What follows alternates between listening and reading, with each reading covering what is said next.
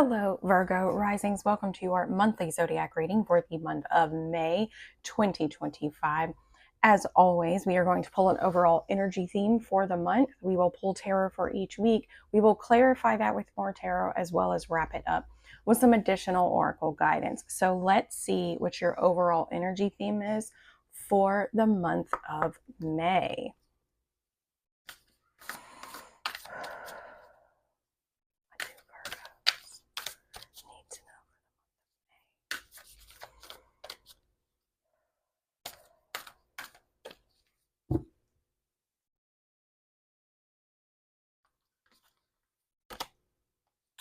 Immerse, and this card is representing the energy of Cancer. So Cancer is very nurturing. It represents the home. It represents the mother, ancestral roots. It also represents things like emotional foundation, emotional safety. Here we have the number 4, which also represents security, structure, and foundational things. So it may be this month, Virgos, that you guys need to immerse yourself in whatever it is that you're doing, right? Particularly maybe creating a calm and secure feeling emotionally, right? Because when we are centered within ourselves, we can kind of show up just about anywhere and maintain that sense of safety within who it is that we are, right? So maybe it needs to be that you guys are meant to immerse yourselves within cultivating that calm nervous system, cultivating somatic practices, maybe even cultivating, like I said, just that sense of internal regulation within your emotional safety. It can also simply mean you need to immerse yourself in your home. You need to immerse yourself in nurturing yourself, right? Maybe immerse yourself in being a parent, you know what I mean? An emotionally stable parent or an emotionally stable partner, right? Being these things that help ultimately create that foundation for security and safety within your life. Let's see what the tarot has to say. We will also go over the astrological transits that occur during each of these weeks, and then we will kind of correlate those messages, the tarot messages, to those astrological transits.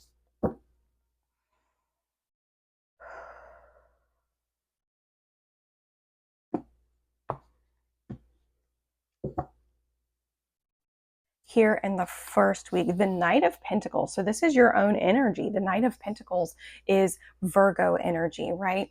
But the Knights are the action takers of the tarot. And when this Knight is in reverse, there's representing it's no movement, or it's potentially procrastination, right? The Knight of Pentacles is the slowest moving Knight at all, above he is the slowest moving Knight out of all of the Knights, and it's because he's earth sign energy. He's very organized, he's very detailed, he's very analytical, and he's very intentional with the steps that he's taking, with the choices that he's making, with the movements that he's curating, right? But when this Knight is in reverse, he's so slow that it's almost like there's no movement forward at all. It's almost like the energy itself has begun to stalled out, and that is either because we tend to overthink our next step, so we're not going anywhere, or it's just that there's this sense of procrastination, which of course can be tied to overthinking. Procrastination has a tendency to be rooted in some sort of fear-based thinking.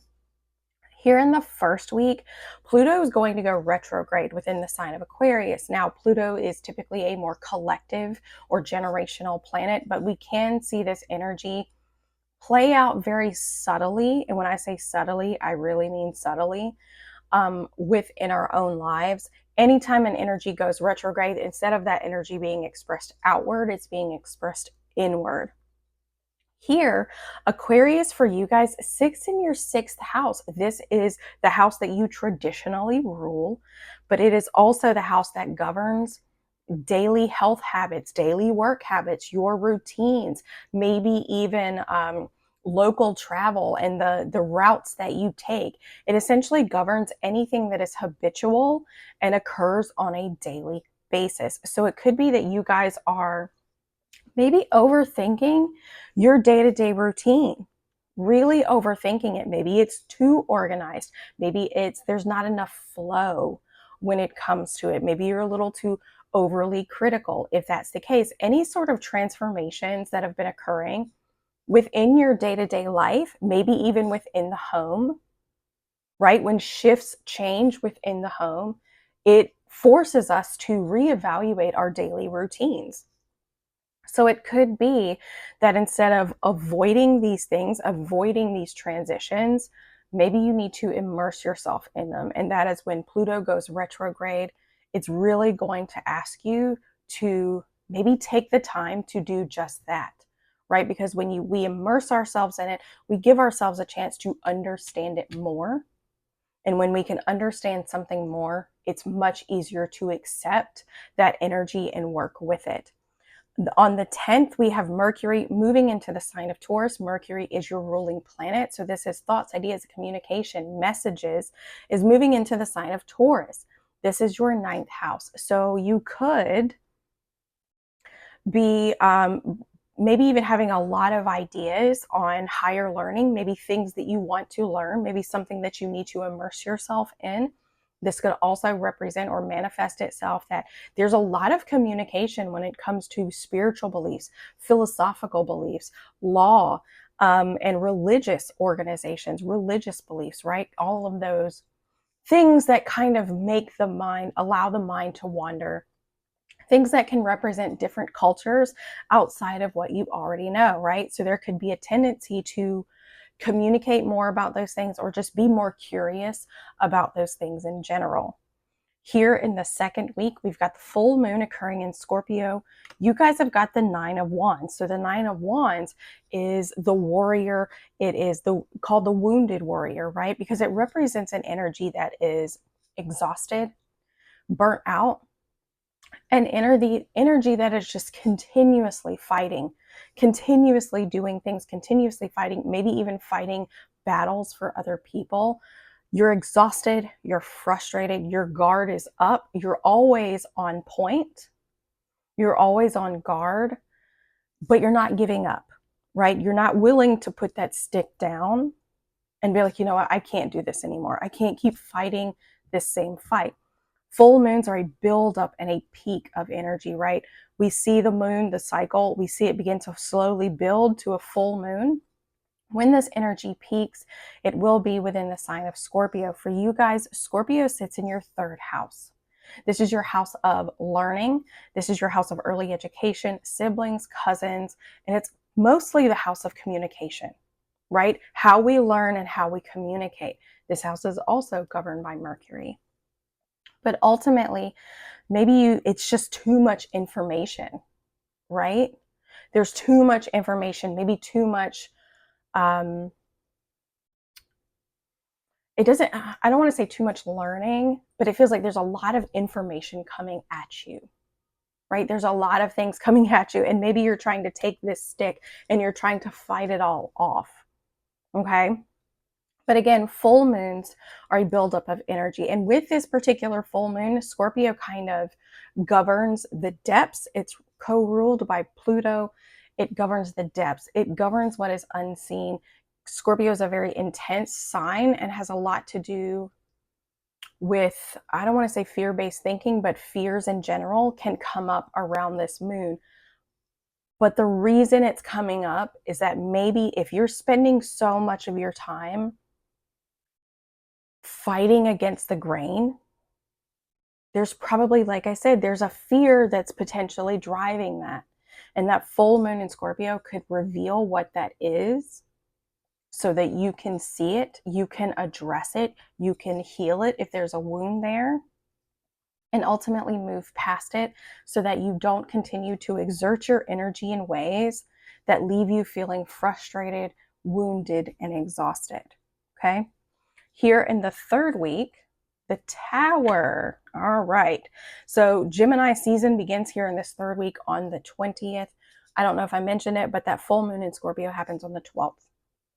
But here we have the Tower. This is a major arcana. So this card represents like big energy, big secrets, right? The Tower can represent unexpected change. And a lot of people get nervous with that, but it can also represent unexpected revelation, right? Being the fact that it's happening alongside of Gemini season starting, I would say probably this is more mental, because if you look at the card itself, there's a giant eye, right? Historically, when we see a giant eye, it represents the all-seeing eye, right? And this is like a revelation. I'm seeing the truth, and that truth is crumbling everything I thought I knew, right? It's like I now have to build a new tower based upon this new information, based upon how I see the world now. For you guys, Gemini sits in your 10th house. This is a career, right? Maybe there's an unexpected shift within your career or your public reputation. Maybe there is this brand new realization, right? This brand new realization when it comes to that particular area of your life. So that's interesting, and I'm curious to see what other cards will come out. Here in the last week, Temperance. So another major arcana. These last 2 weeks of the month are going to be a little bit heavier for you. They're going to be a little bit more monumental. But again, you're being guided to immerse yourself in all of it. Just be fully present for all of it, right? Temperance is about balance. It's harmony, right? It's about alchemizing whatever's going on in your life, right? Because here we have fire. Fire in the tarot can represent desire, growth, creation, action. Water represents calm, receptivity, right? We've got action, we've got receptivity, we've got masculine, we've got feminine. And Sagittarius is all about, Temperance, ruled by Sagittarius, is about blending these energies in order to come to a balance or a harmony, right? This is also about moderation and patience. Here, in this last week, we've got on the 25th, Saturn, the planet of boundaries, restrictions, limitations, time, and karma, is moving into the sign of Aries, right? So a lot of us could be experiencing a shift, slowing things down, and maybe becoming more disciplined, maybe adhering to some of the limitations that we feel. It feels very, as I'm talking about it, it feels very embodied. It feels very physical, right? You guys are earth sign energy and you have a lot to do with the physical body. But that's kind of also how this energy feels for you guys. Saturn in Aries is very physical. It's about listening to your body. Aries is your 8th house. So this is the house that governs, dang it, I just had it where, transformation. This is the house that governs transformation. This is the house that governs debt and inheritance. This is the house that governs sex and all things that are taboo. It is the house that governs the occult, okay? But when it comes to this sense of transformation, Saturn being in Aries in your 5th house is going to be there for several years. I think it's anywhere from, I want to say Saturn's been in Pisces for at least 2.5, 3 years. I want to say maybe it's around 3 years, the 3-year mark. But Temperance, for you guys, I think is going to be cultivating this discipline around transformation. Like when changes happen, how do you handle that? Do you have a set foundation on how you can transmute and alchemize this energy, right? So that's going to take place on the 25th. On the 26th, Mercury, again, your ruling planet, is moving into the sign of Gemini, which is your 10th house. So this could be a lot of communication around your career. This could be a lot of communication or ideas around your public image and reputation. We also have on the 27th, the new moon is occurring within the sign of Gemini. And it could be that, being the fact that Gemini is a career house, you're really learning how to balance the work-life balance, right? Life being the water, work being the fire, right? Learning how to balance that, learning how to temper that to a place where it becomes more balanced, and you're not over giving in either area, right? The new moon is the dark moon. Think of it like a blank slate, a time to write intentions for yourself to manifest. For you guys, it can be setting intentions around how to cultivate a healthier work-life balance. Okay, let's see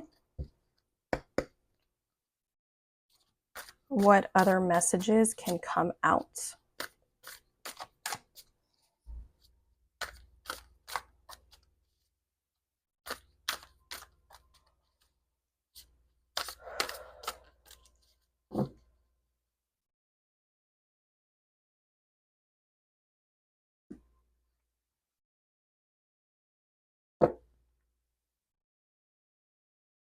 Here, the first week, the Nine of Pentacles in reverse, procrastination, going nowhere.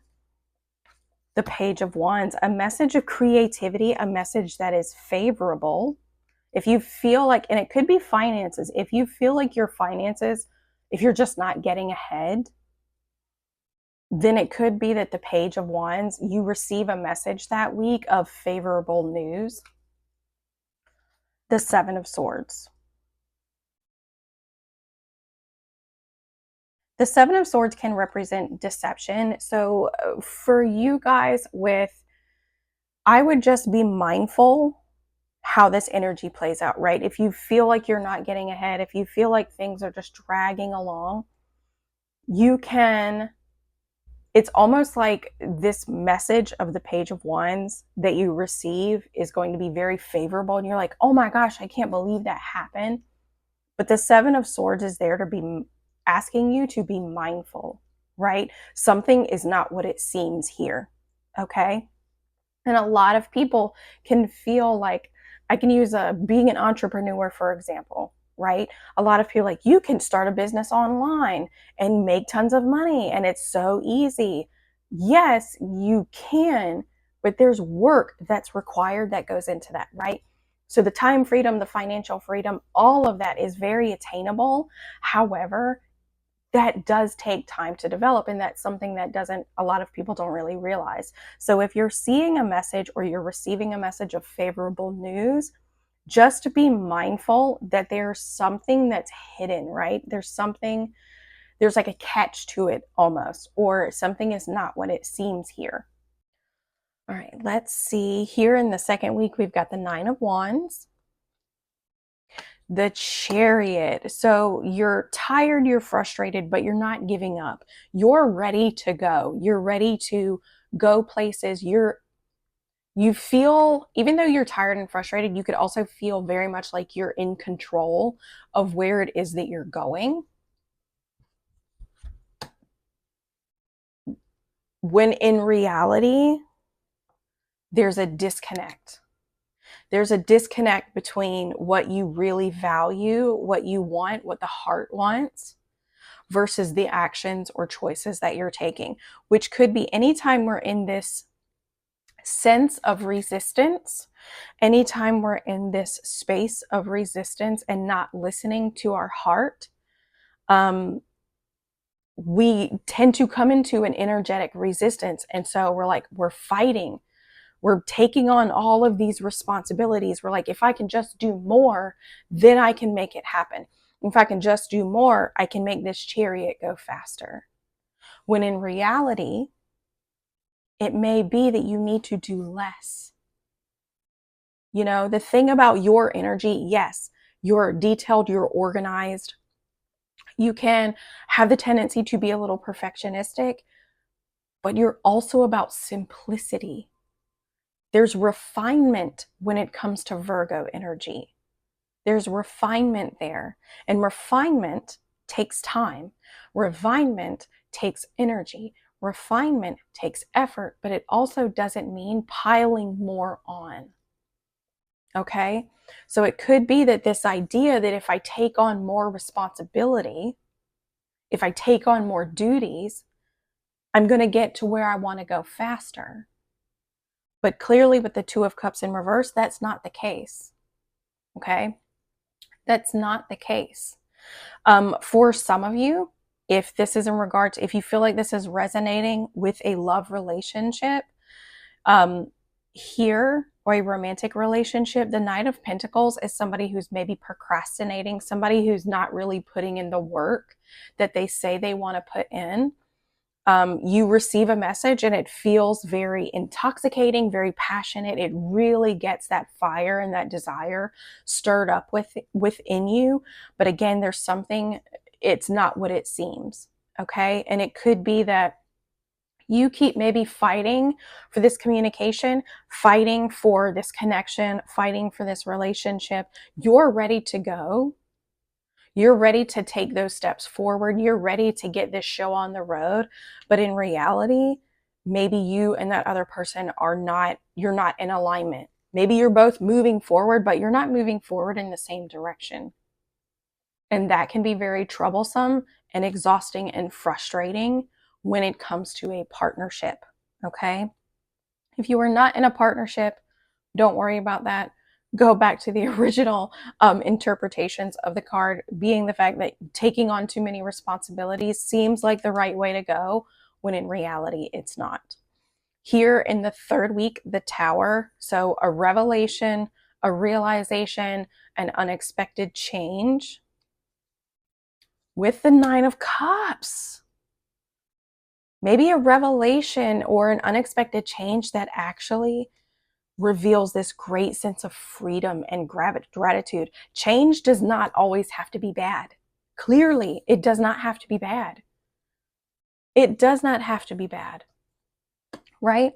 So this realization, this unexpected change could bring about this beautiful sense of gratitude, right? The Nine of Cups is known as the wish fulfillment card. This is about getting what it is that you want, all of your cups being full. And the Eight of Wands in reverse.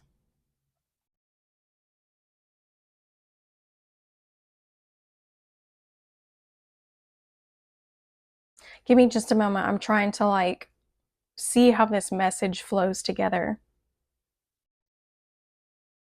It could be with the Eight of Wands, like you receive this revelation, you receive this this new idea, or just this overall unexpected change, however that comes up for you. And you're like, yes, this is exactly what I'm hoping for. Now what do I do with it? Where do I go from here? The Eight of Wands, when it's in reverse, can represent scattered energy, right?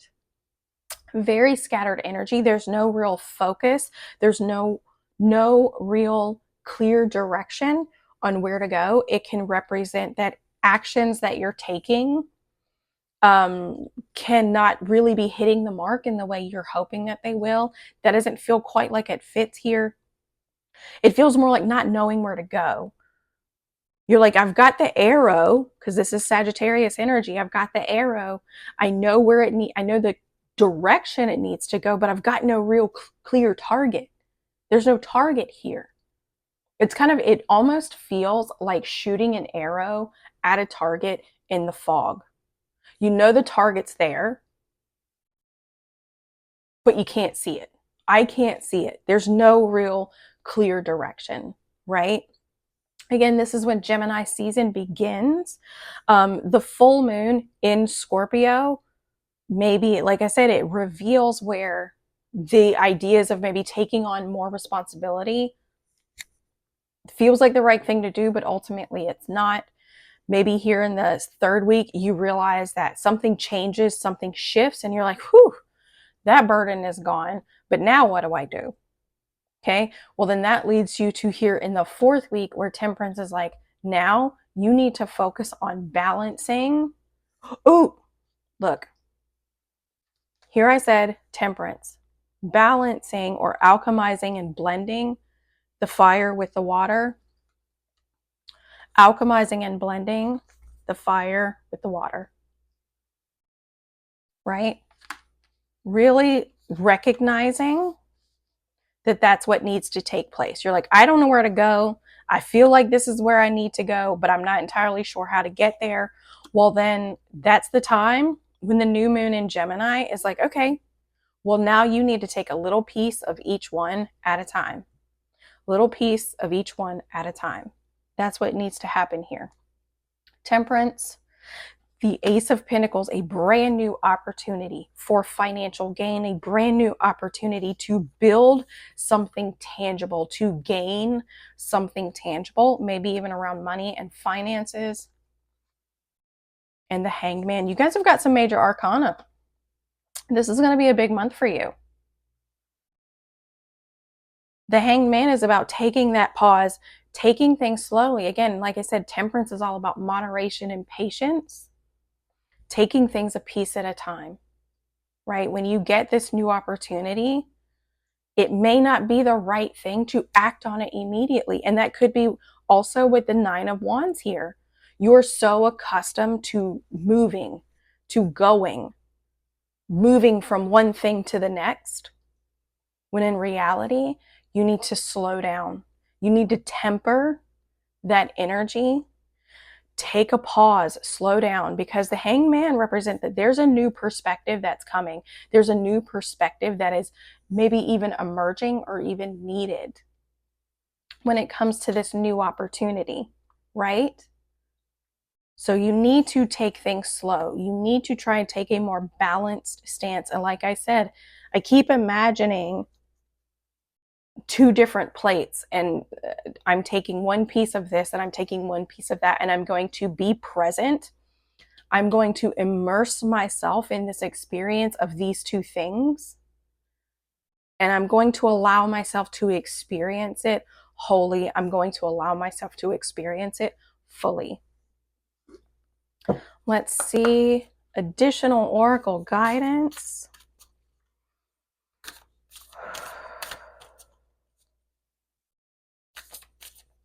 And again, this week is so it could be with Gemini season starting, and with Gemini, the new moon and Mercury moving into Gemini, there's a lot happening in career. If you've been looking for a new job opportunity, it very well could present itself here in this full moon in new moon in Gemini, because again, new moons are new opportunities. They're an opportunity to write a new story for yourself, and you guys have received the Ace of Pentacles the week of the new moon, right? So if you've been looking for a new job opportunity, that may be the week that you get it.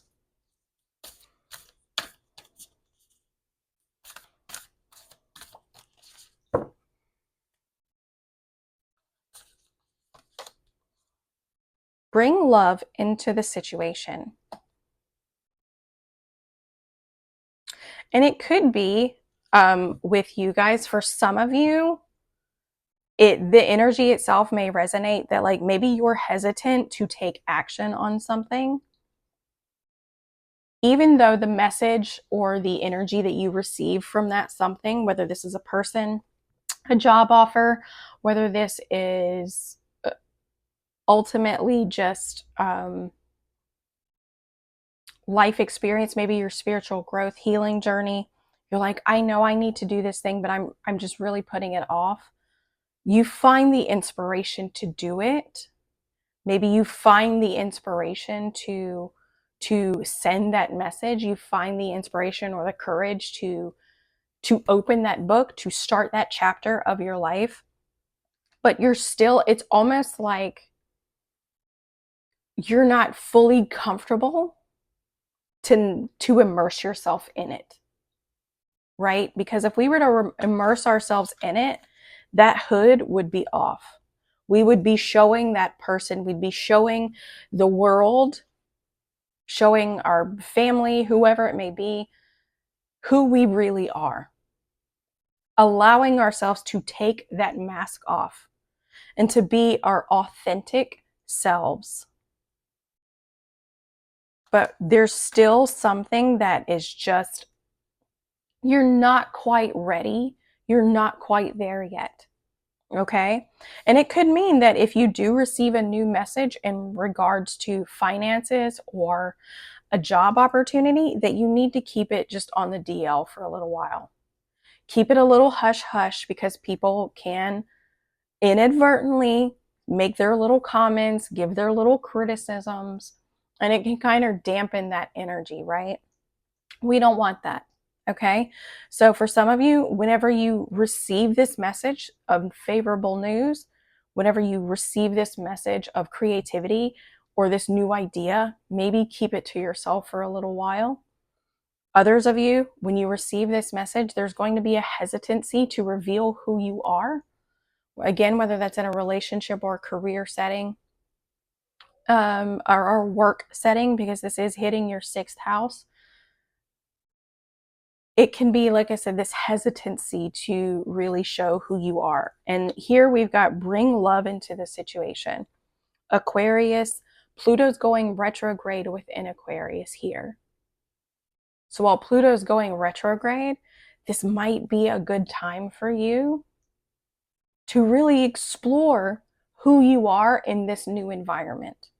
Again, whether that's a new relationship, around new coworkers, explore who you are within this new environment, just a little bit at a time, and you might be surprised how welcoming this new environment could be for you.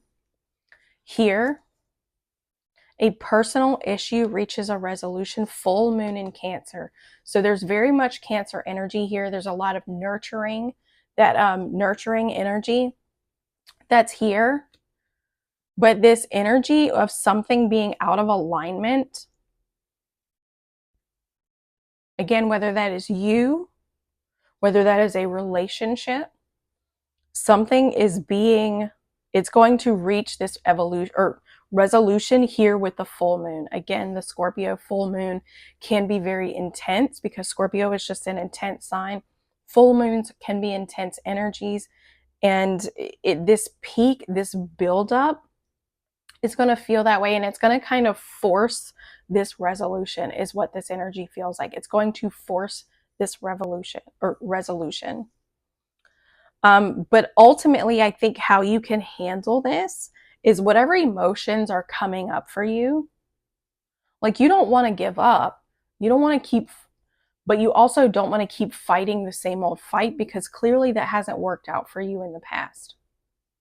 So you want to try and find a way to get back on the same page. And that requires clear and honest communication in any setting. I will always 1,000% advocate clear communication, clear, honest, and as my therapist says, direct communication in any setting. Here in the 3rd week, the end of a tough cycle approaches. So this new realization, like I said, it's going to feel almost like a relief. I think I said freedom earlier. It's going to feel like a sense of freedom. But if that's the case, then you're like, I don't know where to go now. I'm so used to carrying all this weight. I don't know what to do with myself. I don't know what to do without all of this responsibility. But that's going to give you a free time to move on into the future, which is here with Temperance, and conclusions are within reach. Conclusions are within reach. And it's going to provide this new perspective. So at this time, once you get past this 3rd week, once Gemini season starts, you guys are being asked to really kind of take things a step at a time. Allow yourself to immerse yourself fully in everything that you experience. Don't try to distract yourself. Don't try to move through it quickly. Don't try to move past it or avoid it. Immerse yourself in it and allow, that's where the energy is headed for you. That's where the energy is wanting you to go. So I would encourage you to do that for the month of May. So I truly hope this helped. I hope you guys have an incredible month, and we will see you next time.